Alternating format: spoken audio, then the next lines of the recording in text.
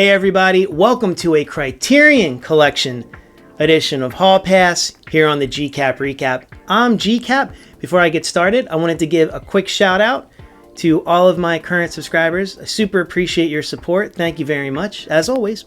And for new viewers, please, I invite you to click on the subscribe button, like this video, share it, click on the notification bell for future videos. It really helps with the growth of my channel, and I'd much appreciate it. So today I'm very excited about this video because between Barnes & Noble and Criterion over the last few months, they've had multiple sales.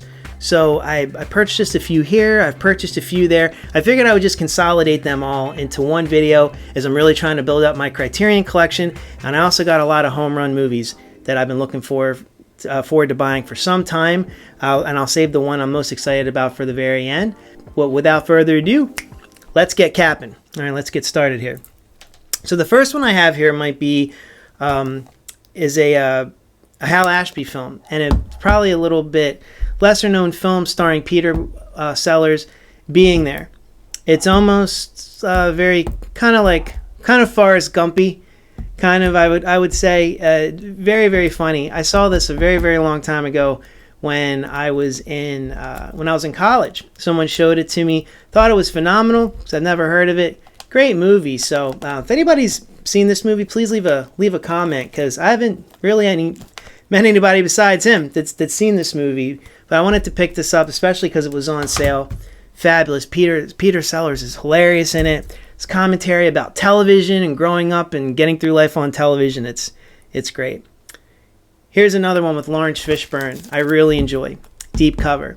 So this one came out, I think, over the summer, and I've just been waiting for the right time to buy it. So with the sale, I picked this up. Jeff Goldblum's in it, and I'll just tell you, if you have not seen this movie, everybody please go out and check this one out. This one is really good. I mean, I like Lawrence Fishburne to begin with, but man, he's excellent in that movie. And Jeff Goldblum, same thing. He doesn't play your usual Goldblum character. He has the same inflections and all that, but he's really great. Here's Blue Velvet. Being the David Lynch fan I am, so you can see with the Twin Peaks stuff behind me, this movie's very bizarre, but I definitely love it. Kyle MacLachlan's awesome in it. Dennis Hopper gives a performance of his lifetime, as far as I'm concerned, in here. And also Dean Stockwell, who passed recently, is great as well. Phenomenal performances, phenomenal movie, direction, music, everything. It's wild. So I just wanted to get this. I just been waiting for the right time to grab this sucker. So Blue Velvet, absolutely love it. Also doubling down on my David Lynch, Mulholland Drive, which I know it just got a new re-release. Great. I'll take this one. I think this. I'm been waiting for a while to get this. I don't own this on DVD or anything. Long movie, very strange movie. Naomi Watts is in it. It got her career kick-started. That's when she started to do The Ring, and she started to blow up. All thanks to this movie. This was originally going to be a TV series, and it was going to have the main character was going to be Audrey from Twin Peaks. And I guess David Lynch had enough trying to deal with ABC networks. There was already creative differences right out the gate. So he just turned it into a movie. Thankfully he did. It's bizarre. It's confusing. It's Lynchian. You should check it out. I like it. I've been waiting for the right time to pick it up. Here's another one. Oops. Repo Man with Emilio Estevez. Another wild movie that I really like. Harry Dean Stanton's also in it. Guys, I'm sure probably most people out there have seen this movie or heard of it. It's very cool. It's very cool. I'm glad I was able to pick it up. The fact that Criterion picked it up makes me laugh, because very weird movie, but I like it a lot. Definitely very weird. Here's another great one. Thief with James Caan. It's a Michael Mann film. It's very cool. I would definitely check it out. James Caan is absolutely phenomenal in it. It's a Michael Mann film, so if you are familiar with Michael Mann, you know what to expect.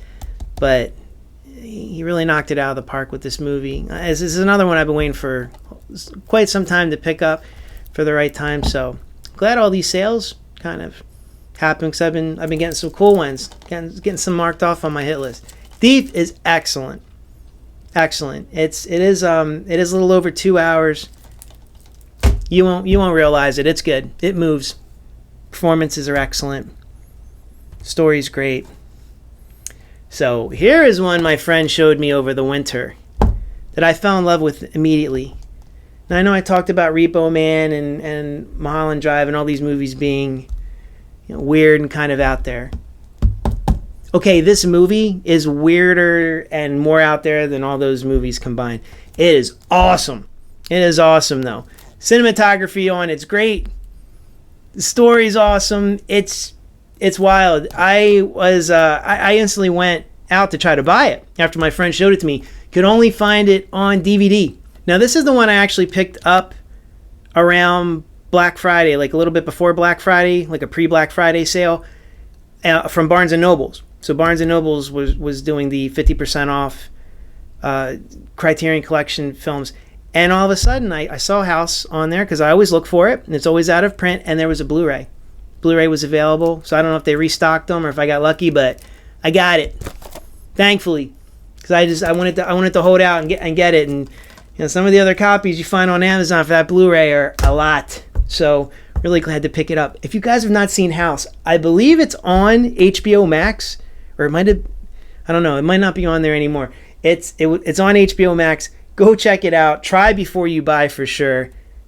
You're going to be sucked in instantly. You're going to know what to expect from this movie instantly, because it's a trip. Literally, it's like an acid trip. Good acid trip, not a bad one. Okay, you all know that I love Scanner Cop, but where does it all start? The OG Scanners. And my boy, Michael Ironside. Because Michael Ironside, FTW, as I always say, this is, I had to pick this one up. I'm not sure if this one's going to be, I don't know if this one's going out of print or what, but I definitely wanted to pick it up, and I got it for not that much. This is the only one that Cronenberg actually did.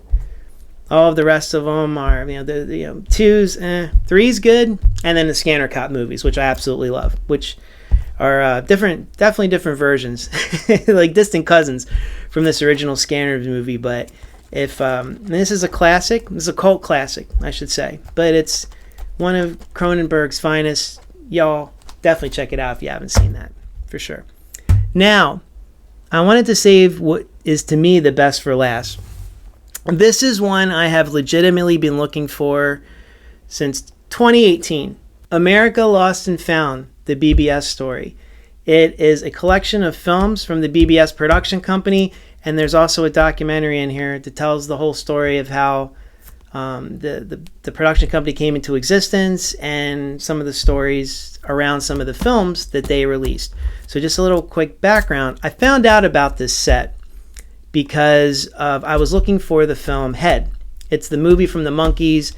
It's a trippy movie. It's really kind of wild. And it was the only way you can get that movie is to buy this set. When I looked at the set originally, it was almost $200. There was no reason I was going to buy, that for $200. The set had just come out, and I thought I'm gonna wait a little bit to wait for the price to come down. I did not realize I was going to have to wait 3 years. This is one of the ones that was never really on sale. If it was on sale, it might have been $20 off. I don't know. The one time I almost bought it was earlier, very, very early in the year for about $120, and that was still pretty expensive. Sure, I found out about it because of Head, because I love that movie. It's a good soundtrack, too, for the Monkees. It's kind of when they started to do their own type of music. It's very cool. But also, there's Easy Rider and 5 Easy Pieces is also a part of this collection. Just to give you a little bit of background on BBS Production Company, it was started by Bob Rafelson and Bert Snyder. They were the original creators, producers, writers for the Monkees, the television series. When the television series kind of had I almost feel like one day I want to do a deeper dive, maybe a Mob Blues on Head, because it's a little neat story around it. But they created that movie first to kind of kill off the Monkees and start making their own start making their own movies. Not the monkeys themselves, but Bob Rafelson and Bert Snyder. Especially Bob Rafelson, who's pretty great director. He has a relationship with Jack Nicholson. Jack Nicholson is the writer of the film Head, for all of you who didn't know that. So, yeah, Jack Nicholson hung out with the monkeys, did some drugs in a hotel, and recorded